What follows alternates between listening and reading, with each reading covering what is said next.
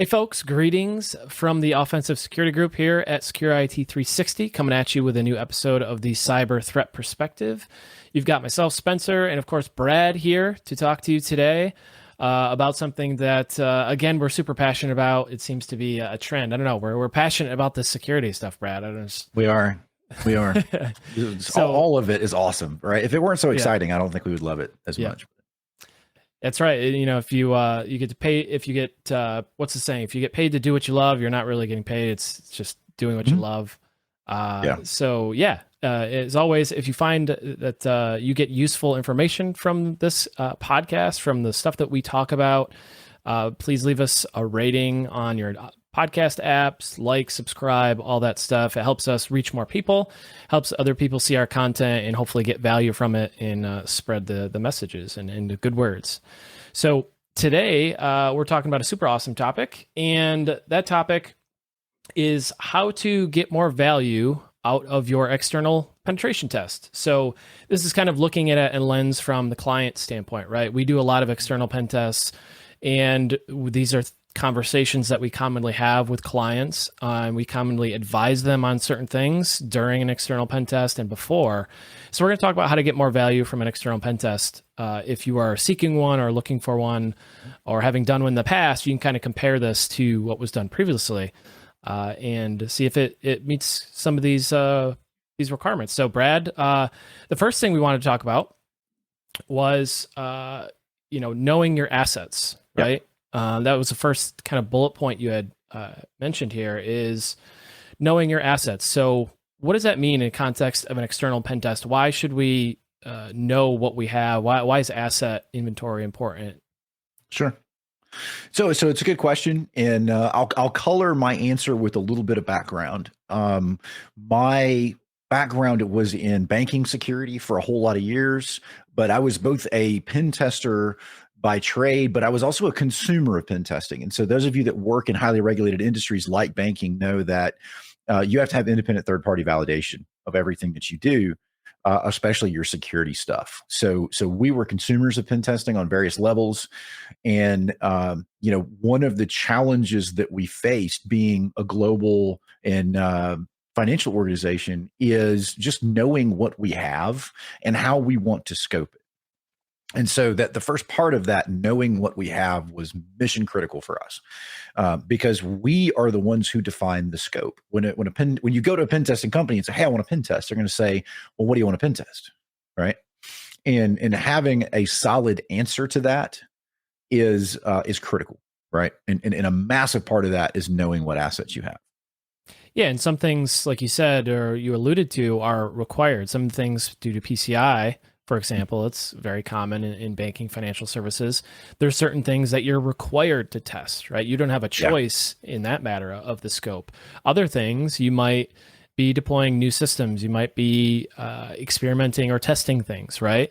So it's important to know what you have, so you know what to test.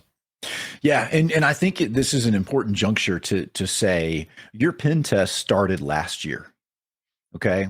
Way before you ever called your pen test firm and before you ever scheduled scoping and negotiated price or whatever it is that you do, it started when you were installing and changing your footprint for the last 12 months since your last pen test. And so change management is absolutely critical, right?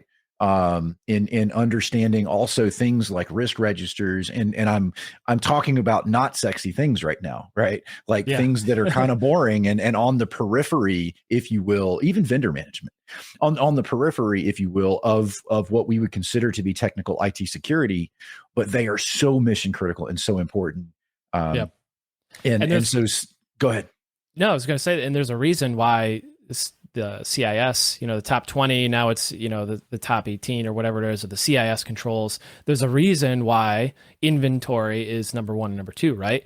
Hardware inventory, software inventory. There's a reason why that is number one on those lists. Agreed.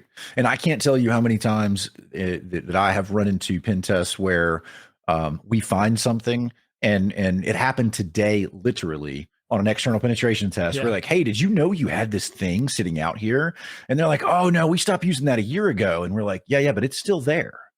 Yeah. like the hacker doesn't care if you're using it or not, Yep. only that it's accessible. And in most cases, those are the scariest things, are the things you thought were decommissioned and were in fact sitting out there not getting patched, not being part of your regular cyber threat review process or whatever it is.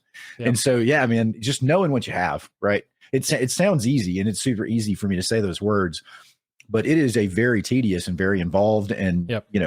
it's a big process. And there's remnants from legacy. We talk about legacy software. We talk about legacy in terms of technical debt. When we talk about internal pen tests, right? Institutional knowledge that is lost when somebody leaves who kind of ran the show. They did everything. Same thing with external assets. It's like Susie, in IT has been doing this, for 15 years and she leaves or retires. And now there's this whole thing that Susie was working on that's new that nobody knows about. And now you coming in and you find it on an external and, oftentimes it's unknown, like you said. Yeah, and it's even harder for physically distributed organizations. One of our larger clients has places all over the world and multiple places in some countries, and half the time they don't even know who the IT resource is on site. And that's not something I can solve in a pen test. So, there is a lot to it, and it's really important that you have your house in order when it comes to asset tracking and change management prior to a pen test, right? Yeah. And this feeds really quite well into the next topic, or the next bullet point of how to get more value out of your external pen test is going for a full knowledge test, right? Yeah. That is something that we talk about often, and it's something that we have conversations with clients often, especially in the kickoff call where we're talking about how the engagement's going to work and the details and what to expect and that kind of thing. A lot of times, you alluded to this before, is we'll find new things, right? That takes time. It's not just an instantaneous thing where we go out and we Google, XYZ company and we find all the things. And Wouldn't that be nice though? And just hack away. Yeah.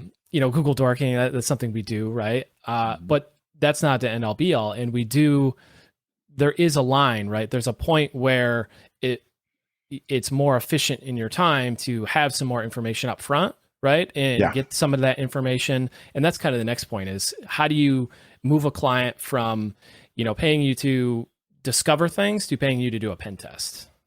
Yeah. And this is, it surprisingly still comes up a lot, right? And I think it's a carryover from the old terminology of black hat, white hat, gray box, these terminologies that we crystal ball, whatever. Yeah. I mean, and so we kind of in the professional community frown on those terms, because in 99% of the cases, you can't put this stuff in a box. And what I mean by that is the pen testing and the work that we do does not fit perfectly into any of those categories, right? It's some combination thereof. And so customers come to us and maybe they haven't had a lot of pen tests, or maybe they're not as knowledgeable about the process. And they're like, so, are you going to go out and find all of our stuff? And I'm like, yeah, we're going to do some of that. And we're happy to do it that way if you prefer, right? We'll do anything you want, really. But the reality is this is an expensive process. You're paying us a lot of money to do a very specific thing. And generally speaking, you want my team to be working on things that pose risk to your organization. It's not a contest of how good is Brad's team at finding my stuff, right? That's a problem for a different day. It should be a problem of how much exposure does my stuff create for me? And those are very different questions. And so that's kind of, we try to steer folks away from doing the whole black box approach. And sometimes they're really adamant, and that's totally fine, right? We're perfectly capable of doing that process as easy, but we waste a lot of time that could be used attacking your network and finding weaknesses and exploiting those weaknesses. We'll waste a lot of time just finding stuff. And then there's the dialogue back and forth of, hey, dude, I found this domain over here, or I found this open S3 bucket. Is it yours? Right. Yeah. And we'll burn a half day just having conversations about discovered resources and whether or not they are in scope for the engagement. Yeah. And so it's much easier. And we tell this to people too. It's much easier if you have a full knowledge test, right? Tell me everything you have. Right. Tell me your email provider. Tell me, who your ISP is. Give me all that stuff. right? Because then at the end of the day, I'm going to spend a lot of my time finding risk for you guys, because that's what we're really here for. Yep, absolutely. Is finding risk and, like you said, finding the gaps in the security, finding potential ways in, compromising an application or an RDP service or something. We want to be looking for vulnerabilities and validating them, not just simply finding everything that you have and saying, hey, you've got this thing.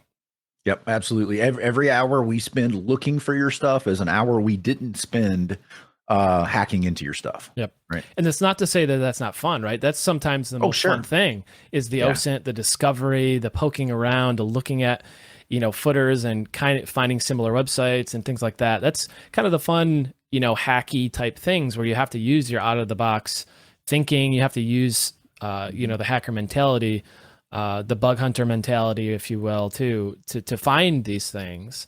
So that is a lot of times the fun part. But you make a great point with that. When it comes to paying money for something like this, right? Yeah. It makes sense to make it as efficient as possible and make it the most value for your time. Yeah, and to be clear, we're still going to perform all of the reconnaissance either way. Yeah. Right. Whether you give us what we call a full knowledge of your environment or you don't, we're still going to perform recon because we want to be able to find out if you have stuff you don't know about. Exactly. However, what we don't want to do is spend that time negotiating scope. You know what I mean? So that's really where we lose a lot of time, and you lose a lot of value as a consumer of penetration testing. Yep, definitely. And, a lot of these things can kind of be boiled up to what are your goals? What are your objectives? You alluded to that earlier. What do you want to accomplish, right? Having a plan in place for an external pen test, whether it's mandated through a PCI requirement or some other regulatory requirement, or you're just being proactive, right? You truly do value having an assessment like that done, and you want to see your holes, what your holes are, so you can fill them, that kind of thing. What's your recommendation for clients for having objectives, having goals, having a plan for a penetration test, and specifically an external pen test? Yeah, it's a good question. So we generally receive requests for penetration testing, and that request falls into one of three categories, right? The largest by far is regulatory, right? I need to have it, or a customer of mine told me that if I don't have it, they won't do business with me, or some other business related process is forcing them to get a pen test, right? That's like 80%. There's a tiny little bitty percentage that is, hey, Jimmy at the golf course told me he got a pen test, so I want one too, and that happens, right? And that's cool. But usually those people don't even know what a pen test is, right? They're like, they'll call it something different or whatever, and that's okay, right? User education is part of our process. Yep. And then the final category, and these people get the most out of the penetration tests that we perform, and it's the people who come to us and say, I want to be better. Right. I am motivated for you to discover risk, and I want to fix it, and I want to make my organization more secure. And that's a decent chunk, right? That's 10, 15%, maybe more. But those are the folks that do the homework and try to figure out what their objectives should be. If your objective is to check a box because you have a compliance, regulatory, or customer requirement for a penetration test, that's cool. There's nothing wrong with that. Like I said, so it's the bulk of the work that we do. But generally speaking, your objective should be in the long run to get better, right? And when you have that objective, we can dive into that objective, right? If you tell me I need a compliance pen test, I'm like, cool, man, box check. Let's move on, right? You give me your scope, we do the work, we give you a report, everybody's happy. When you tell me, hey, I want to get better, I'm gonna start asking you all kinds of questions, right? Like, what do you mean better? Where are you at today? Where do you want to be? What are your goals? Yep. What is your risk appetite for your organization? Are you guys risk adverse? What are your future plans? Are you planning to go to a zero trust model? Are you guys going to be heavy cloud? Are you going to stick to on-prem? Whatever it is, these are all questions that help frame the context of the work that we do. And context, as you guys know, man, it's everything. Context is everything. So that's really what I mean, right? And one common thing that we get, I'm looking back at the the notes here that you have, and they're really good. Is, do you have an MSSP? Is somebody monitoring security alerts for your organization? And in a lot of cases, the answer to that is, oh yeah, we use so and so, or we have internal monitoring, or whatever it is. And we're like, okay, is that in scope for this test? And in a lot of cases, they'll say, yeah, I don't really care, or yes, it is. We want you to trigger alerts. We want to see what happens when you guys kick the bucket over. And so that's a really important thing, by the way. As everybody knows who's ever read anything on like DR, right? What's the most important thing about DR is testing it, you know? And so, and it's the same thing here. If you don't regularly test your security alerting, your MSSP, your SOC, whatever it is, how do you know it's not working great? Well, that goes to everything. Do you have a WAF? Is your WAF good, right? Is your WAF better than my web application penetration tester? That's a different question, right? Yeah. Could your WAF be better? Can you tune it to be better? You don't know answers to any of those questions unless we frame that as context for the penetration test. So the more we have talks about that, the better off you're going to be, and the more value you get. Yep. We want everybody to get a ton of value out of this. Yep. And we want our clients to get what they want out of it as well, like you said. And a lot of times when we're doing security assessments, you know, the ISO team does security assessments and regulatory compliance assessments and things like that. One of the goals is to help that client achieve their objectives of whatever they might be, right? Maybe they want to do some new thing, or they want to get a new product because they realize there's a gap that they have. We can use these security assessments, these pen tests, as a way to help those clients achieve those goals. And that creates kind of an advocate, an external advocate for them, right, to their board or to their leadership. And it helps them achieve their goals. And, you know, it provides value all around. So all good stuff. Absolutely, man. The last thing that we wanted to talk about was, you know, what keeps you up at night? You know, when you're getting an external pen test, tell the pen testing company or have a discussion about what are the things that keep you up at night. Are you really concerned that users are using weak passwords and you don't have a good technical way to enforce strong passwords, right? Yep. Maybe that's a concern. Maybe we should spend a little bit more time focusing on that or talking through that and what we're going to do on the external pen test. And we can describe kind of our process for password spraying or brute forcing or whatever it might be to help you achieve that goal of understanding what that risk is. And if it's an actual risk, if it's something that, you know, yeah, you should be really concerned about your users' passwords, or, you know what, we sprayed, we tried all these different things, you know, it might not be as bad as you think. So what are some ways to kind of have those discussions with clients about, you know, what keeps them up at night? So yeah, this is absolutely something that we ask, and this is usually a derivative conversation from the what is your objective, and hopefully when you say your objective is to get better, then we say, okay, how, and then we can have that kind of open conversation about where you think your biggest risk exists in your environment.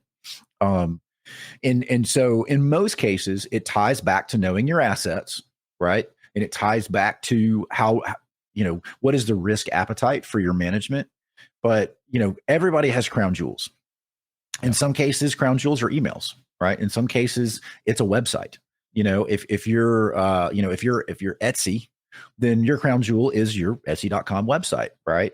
Same thing with Amazon or whoever it is. And so those are the kind of things that we want to validate as much as we possibly can.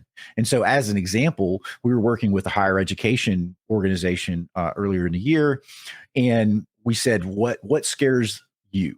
What are you worried about? And they're like, well, honestly, what we're worried about is we have really crappy protection on the student network, and we're worried that you can pivot into the faculty network, right? And you were on that pen test, and we did.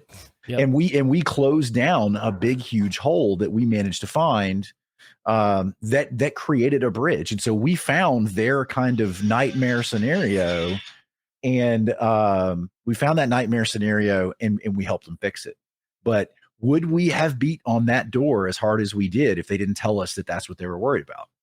You know, who knows, right? Different like realities and stuff. But the point is that we were able to focus resources on it. We found it, we fixed it. And that to me is like the ultimate success story in a penetration test is you told me you were scared of this.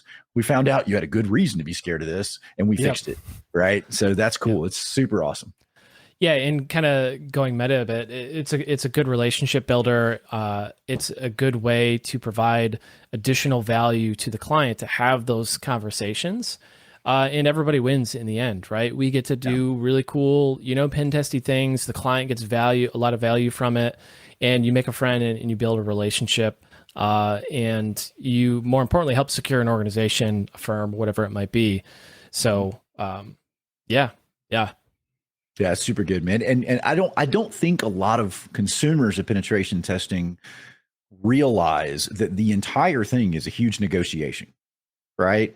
From the time you're talking to the salesperson to the time that you're talking with your, penetration tester is, talk to them, find out what you can get out of this thing because, there is a minimum standard by which everyone probably will produce an output for you on a penetration test, but you can ask for more, you can get more, you can get additional documentation, you can get help fixing issues.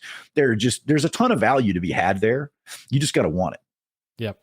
Yeah, and it's as much educational and informative as you want it to be. As a client, Yeah. a lot of pen test shops, us especially, make an emphasis to educate clients during report debriefs or reviews, and make sure that they understand what these things mean, what they are, and they're not just words on paper or technical terms. Right? It could be a really good learning opportunity for you and your team, especially if you have a small team.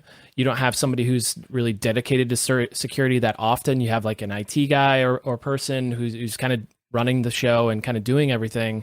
They're not going to be as familiar with all of the attacks and the vulnerabilities that you discover. So it's a Right. great learning opportunity as well for the client. Yeah, and one other thing that we didn't have on our list, and it totally just popped into my head, is if you don't request, well, let me rephrase that. If you can, ask for a debrief, schedule a time on a meeting to go over the report with your penetration tester. Right. We get a lot of clients who, they're super busy and they're just like, look, man, just kick out the report and we're good. Don't worry about it. And that is a missed opportunity to pick the brain of a very smart individual Yeah. who has spent a reasonable amount of time picking at your network. And so there are often, small things, little details that you can pick up from them that maybe isn't in the report. Yep. And I've also found, by the way, 9 times out of 10, there are questions about the report. Whether you get asked those questions or whether the customer's like, I'm not going to fool with it, it doesn't really matter. But 9 times out of 10, somebody's going to have a question about that report. So get on a phone call with your pen tester and do a debrief and see what extra information you can get from them. Yeah. Yeah. It was on the list the whole time. I don't know what you're talking I'm about. looking at it, just showed up. I don't know what happened, but yeah, suddenly it was there. Awesome. I think that's it, right? Is that kind of what we wanted to talk about for this podcast? So thanks everybody for listening. If you made it this far, we appreciate it. If you did get value from this, please share it, like, comment, subscribe, all that jazz. It really helps us a lot.